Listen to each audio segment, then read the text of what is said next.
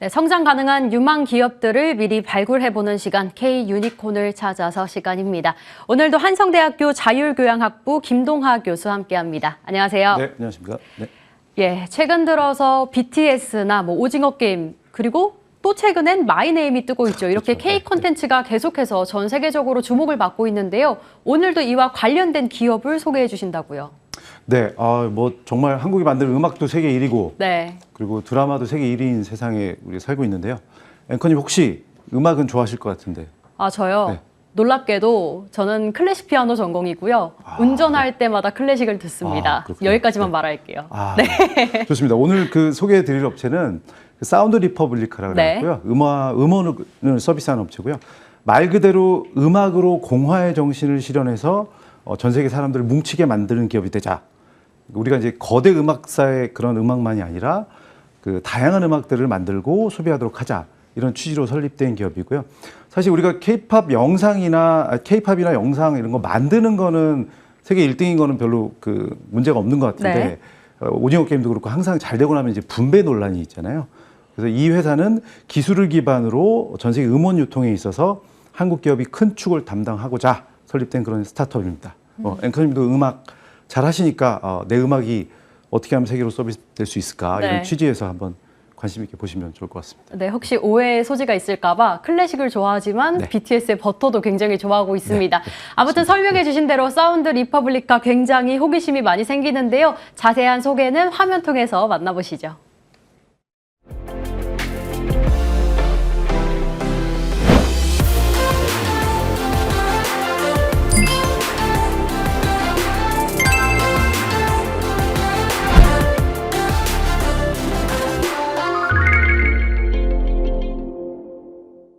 K-팝의 성장세는 그야말로 세계 최고 수준입니다.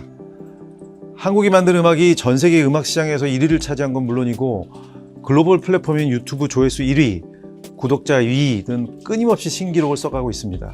한국이 만든 음악이 세계를 호령하고 있지만 한국 음악을 유통하는 산업의 성장세는 신통치가 않습니다. 음악 사업에 뛰어든 수많은 사람과 기업들 중에서 제작으로 성공한 사례들은 많았지만 유통이나 배급으로 변화를 일으킨 신흥 세력은 찾기 어렵습니다. 그만큼 대기업 유통망과 기득권, 거대 자본의 견제에서 살아남기는 어려웠다는 얘기입니다. 이런 시장 환경 속에서 음원의 유통과 배급으로 글로벌 시장으로 진출하겠다는 한 스타트업을 찾아왔습니다. 세계 180개국의 200여 개의 플랫폼에 음원을 유통하고 있는 당찬 스타트업 사운드 리퍼블리카를 만나봅니다. 한국에서 이렇게 기술을 기반으로 해서 저희가 제공하고 있는 시스템을 통해서 전 세계 아티스트들이 처음 시도인 것 같아요. 저작권의 가치를 높여주는 그런 회사들의 역할이 필요하거든요. 저희를 통해서 자기가 갖고 있는 저작권의 가치를 높일 수 있는 그런 도움을 받을 수가 있습니다. 투자는 20억 원 넘게, 정부 지원금 지금까지 10억 원 넘게 적은 비용으로 다양한 아티스트를 전 세계로 배급 발굴 준비가 되어 있다고 할 수 있습니다.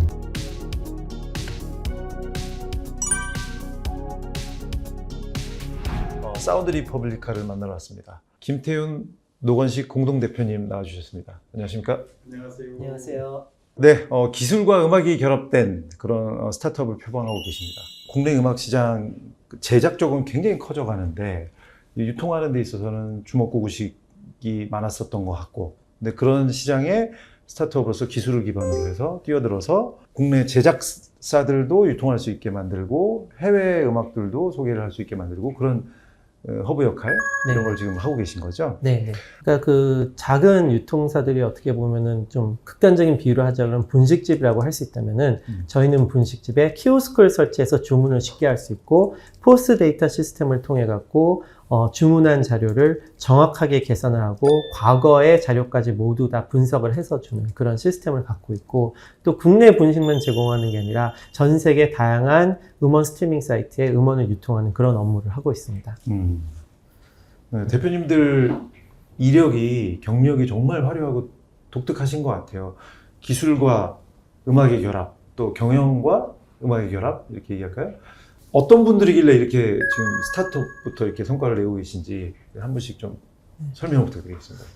예, 저는 그동안 한 음악 업계에서 한 16년, 네. 이제 17년에 접어들고 있는데, 한국 음악의 해외 진출, 네. 또 한국 아티스트들이 또 해외의 좋은 시스템에서 네. 음악을 제작할 수 있도록 한국의 가수들과 또 해외 유명 또 스튜디오들, 그렇게 해서 같이 협업을 해서 좋은 작품들이 나올 수 있도록 하는 일을 해왔습니다. 네. 그리고 뭐 영국의 에비로드 스튜디오라든지, 네. 네. 에비로드 스튜디오 저도 취재차 한번 갔던 적이 있는데 그때 네. 그 샤이니가 쇼케이스를 할 때 그때 네, 맞습니다. 아. 그 스튜디오의 한국 대표부를 저희 사운드 리퍼블리카가 맡고 있고요. 그때 참 정말 케이팝이 정말 폭발적으로 글로벌하게 가던 딱 그 네, 맞습니다. 이제 케이팝이 태동을 거쳐서 성장을 하고자 하는 그 시기에 뒤에서 조력을 하셨군요. 네. 네, 그 무렵부터 이제 해외 관련된 일들을 계속 해왔고요.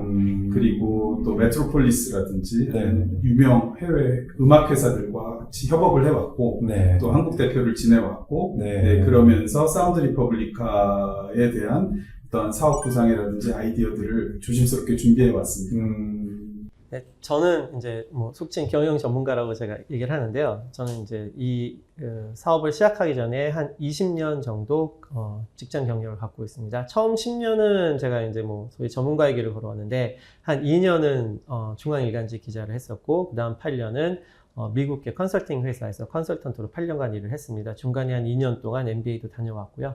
그리고 그 다음 10년은 국내 음악회사, 유통사 등에서 근무를 했는데 처음 5년은 한 부장팀장으로서 근무를 했고 나중 5년은 임원으로서 근무를 했습니다. 네. 주로 했던 업무는 중장기 전략, 그 다음에 해외 신사업, 그 다음에 해외 네트워킹 이런 일을 했습니다.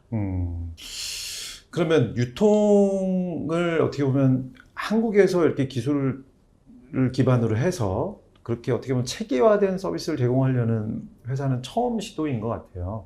투자 유치는 얼마나 하셔서 지원을 얼마나 받으셨고 이런 것 좀 얘기해 주실 수 있을까요?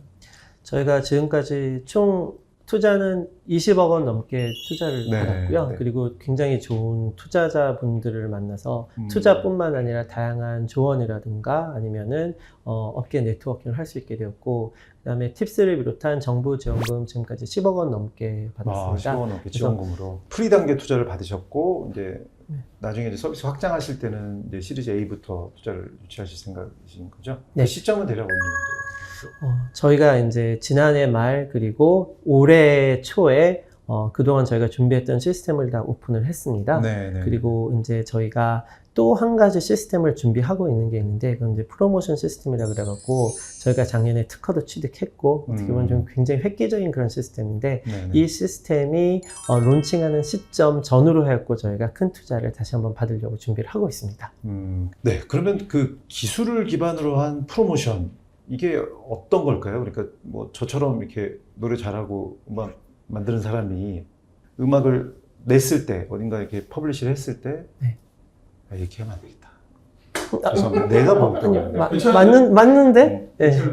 그 어떻게 도와줄 수 있으신가요? 음악을 프로모션하는 방법은 다양한데 일단 스트리밍 사이트에서 잘 노출되게 하는 방법이 있고 아니면은 유튜브나 인스타그램을 통해 이 음악을 알리는 방법이 있고 아니면은 뭐 외부 이런 다양한 마케팅 회사들과 협업을 해갖고 이 음악을 알리는 일을 하고 있는데 저희가 지금도 사실 그 업무는 하고 있습니다. 근데 이제 그동안은 저희도 그렇고 대부분의 회사들이 어떤 음악을 프로모션하면 좋을까 사내에서 회의를 하고 속칭 사내 전문가들이라는 사람이 그걸 정했거든요. 근데 저희가 지금 준비하고 있는 아직 공개하지 않은 프로모션 시스템은 소비자들한테 물어보는 거죠. 소비자들한테 이 중에서 어떤 음악이 좋습니까 하고 물어봐서 소비자들의 취향을 바탕으로 해갖고 그 음악을 적재적소 맞는 국가에 프로모션 해주는 그런 이제 시스템을 저희가 다 개발을 했고요. 네, 지금 특허도 지금 받은 상태입니다. 그래서 네. 그건 내년에 지금 론칭을 하려고 준비를 하고 있습니다. 근데 그것을 통해서 할 수 있는 거는 음악 프로모션의 선택권이 일부 몇 명 전문가들이 아니라 일반 대중들한테 돌아갈 수가 있는 거죠. 그게 어떻게 보면 저희 회사 이름 사운드 리퍼블리카랑도 좀 연관이 있습니다.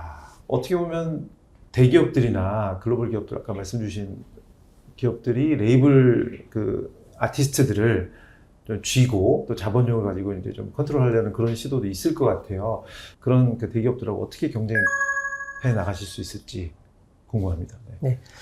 그러니까 사실 저희는 그 대형 유통사들이랑 직접적인 경쟁은 하지 않고 있습니다. 네. 그래서 과거에는 사실 뭐 BTS 엑소급이 아니라 그러면은 전 세계에서 큰 수요가 없었는데 네. 최근에는 다양한 인디 아티스트가 쏟아짐으로 인해서 그리고 그들이 굉장히 좋은 음악을 함으로 인해서 전 세계에서 이러한 국내 중대형 아티스트, 인디 아티스트의 수요가 점점 많아지고 있습니다. 그거를 어떻게 보면은 잘 할 수 있는 회사가 저희 회사고 또 하나는 전 세계 아티스트들이 최근 뭐 한국이 세계 6위라 그러고 중국이 세계 7위라 그러거든요. 그러니까 이렇게 큰 음악 시장에 들어오고 싶어 하는데 들어올 수 있는 방법이 없는 거예요. 그것도 어떻게 보면은 저희가 제공하고 있는 시스템을 통해서 국내에서 유통을 할 수 있는 그런 방법도 열린 거죠. 시장 자체가 약간 분리되어 있는 것 같고 그동안은 사실 시스템을 개발하느라고 많은 자본이 필요했지만 지금은 시스템이 완성된 상태에서는 저희가 다양한 아티스트들이 많이 들어와도 오히려 규모의 경제가 발생해서 단위당 비용은 떨어지기 때문에 적은 비용으로 다양한 아티스트를 전 세계로 배급할 그럴 준비가 되어 있다고 할 수 있습니다. 지금 제작 쪽으로도 어떻게 보면 그 글로벌 음악 저작권 관리 하시면서 저작권 가치를 높이기 위해서 어떻게 보면 아티스트 간의 협업 이런 것들도 좀 진행하고 계신 것 같아요. 이게 어떻게 보면 기존의 음악 쪽의 네트워크뿐 아니라 뭐 기술력은 기본이고 자본도 많이 필요할 것 같은데 그 어떻게 협업 같은 건 어떻게 지금 진행하고 계신지요? 최근에 이제 뭐 많은 회사들이 저작권 투자에 많은 관심을 갖고 있고 또 국내의 많은 펀드들도 저작권 투자에 뛰어든 것으로 알고 있습니다. 네. 근데 이제 중요한 거는 저작권을 단순히 투자를 해갖고 거기서 수익을 얻는 것도 중요하지만 더 중요한 거는 이 저작권의 가치를 높여주는 그런 회사들의 역할이 필요하거든요. 그런 회사들은 이제 퍼블리싱 회사라 그래갖고 광고에 영업을 하거나 아니면 영화에 영업을 하거나 TV 프로그램에 영업을 하는 리메이크를 통해서 다양한 그 저작권을 활용할 수 있는 그런 역할을 해주는 회사인데 네. 저희가 최근에 이제 그 저작권 사업에 뛰어들었습니다. 근데 네. 저희는 좀 다른 점이 뭐냐면은 저희가 현재 지금 그 배급하고 있는 트랙 수가 100만 트랙이 넘고요. 110만 정도 트랙이 되고 저희가 그 1,400이 넘는 1,500에 가까운 국내 레이블들 그리고 290개의 해외 레이블들이랑 직거래를 하고 있습니다. 그런 수많은 아티스트를 통해서 저희가 할 수 있는 거는 국내 유명한 곡들을 해외 아티스트 또는 국내 인디 아티스트에게 리메이크를 하거나 네. 아니면은 이 곡을 갖고 리믹스를 하거나 아니면 국내 다양한 아티스트들이 이 곡을 갖고 컬래버를 할 수 있도록 저희가 주선을 할 수 있는데 그렇게 될 경우에는 이 저작권의 가치가 많이 올라갈 수가 있는 거죠. 그래서 지금 현재 저작권을 보유하고 있는 많은 회사들, 많은 펀드들이 저희를 통해서 자기가 갖고 있는 저작권의 가치를 높일 수 있는 그런 도움을 받을 수가 있습니다. 이제 정말 기대가 많이 됩니다. 마지막으로 뭐 음악 업계나 혹시 후배 창업자나 이런 분들한테 좀 해주시고 싶은 말이 있으면 좀 부탁드리겠습니다. 네, 뭐 좋은 아이디어를 사업화시키지만 그 사업화시킨 그 아이디어가 지속적으로 매출을 끌어내고 또 여러 사람에게 도움을 줄 수 있는 그런 사업으로 확장을 시켜서 계속 발전시켜 나가려면 꼭 필요한 사람들과 또 꼭 필요한 전략들이 필요한데요. 그런 부분들에 있어서 많은 준비를 하고 시작을 하시면 참 좋지 않을까 하는 생각을 하게 됐습니다.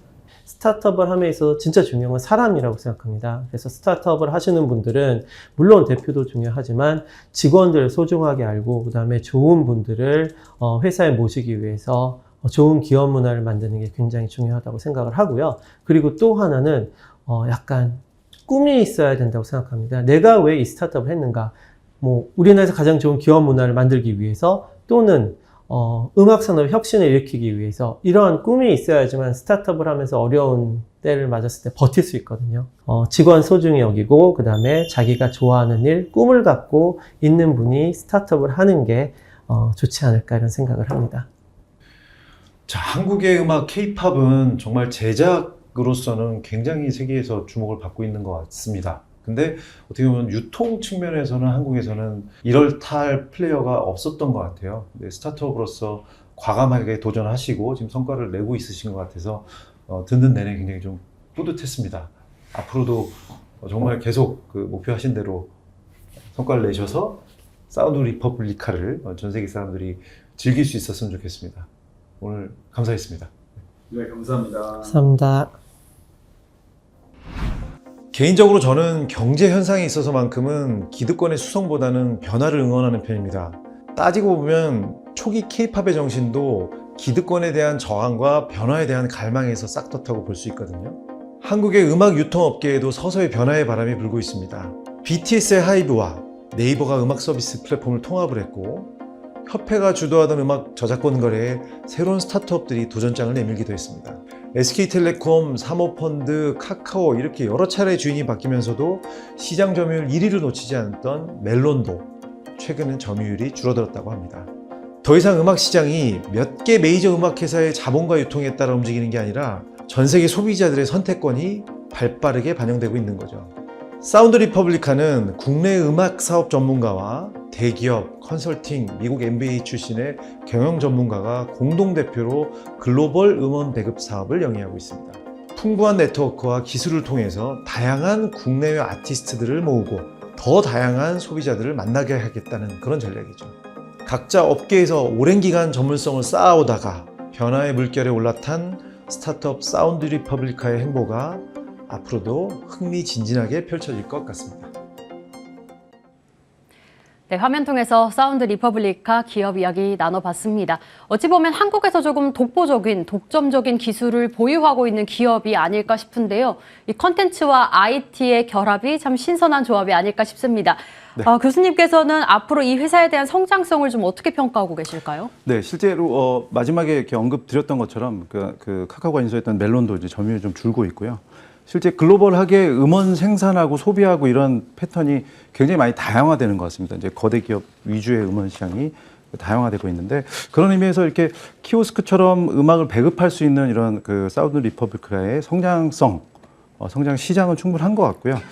결국은 이걸 어떻게 기술력하고 자본 효율일 텐데, 일단 특허를 통해서 시스템을 하고 있고, 실제 기술 보증뿐 아니라 기술 보증 기금에서 이제 직접 투자도 유치를 했거든요. 그래서 어떻게 이 구축한 시스템을 강화해서 또 거대 기업 견제를 막으면서 성장해 나갈 것인가. 결국에 뭐 회사 대표님들하고 조직의 실행력이 네. 관건일 것 같습니다. 네, 아까 그리고 방송에서 살펴보면 뭐 신규 시스템 공개와 함께 투자 유치도 한다라고 말을 했던 것 같아요. 네. 신규 시스템 공개가 내년이라고 했던 것 같기도 하고 그 시점과 네. 또 저희가 참여할 수 있는 방법까지 좀 설명해 주세요. 네, 일단 내년 초 전후로 회사는 네. 이제 계획을 하고 있는데요. 일단 이 회사는 20억 투자를 받았고요. 그 실제로 근데 개인들이 직접 투자하기는 지금 단계에서는 좀 이렇게 직접적인 컨택 포인트라든가 이제 정보의 투명성이라든가 그런 약간 우려 부분이 있어서 이제 네. 추천드리고 싶지는 않고요. 일단 그 이 회사는 뉴 패러다임 인베스트라는 그 엑셀러레이터, 그러니까 개인 투자 조합을 운영하는 회사에서 투자를 또 했습니다. 그리고 시리즈 A 단계에서는 이제 벤처 캐피탈 투자를 받으려고 하고 있는 단계여서요. 일단 관심이 있으시다면 지금 개인 투자 조합 시장이 올해 거의 한 1조 5천억 정도로 성장할 거라고 하거든요. 상당히 엑셀러레이터들을 잘하는 기업들도 많아서 그런 쪽을 통해서 개인 투자 조합 형태로 한번 고려해 보시는 것도 좋을 것 같습니다. 네, 일단 당장 개인 투자자들이 투자할 수 있는 방법은 조금 한계가 있지 않을까 싶긴 합니다. 그래도 좋은 이야기 들어봤고요. 이렇게 성장 가능한 유망 기업들을 미리 발굴해보는 K 컨텐츠, K 유니콘을 찾아서 시간이었습니다. 오늘은 컨텐츠와 IT의 결합으로 더욱 성장성이 기대되는 글로벌 음원 유통 스타트업 사운드 리퍼블리카에 대해서 살펴봤습니다. 여기서 인사드릴게요. 한성대학교 자율교양학부 김동하 교수와 함께했습니다. 고맙습니다. 네, 감사합니다.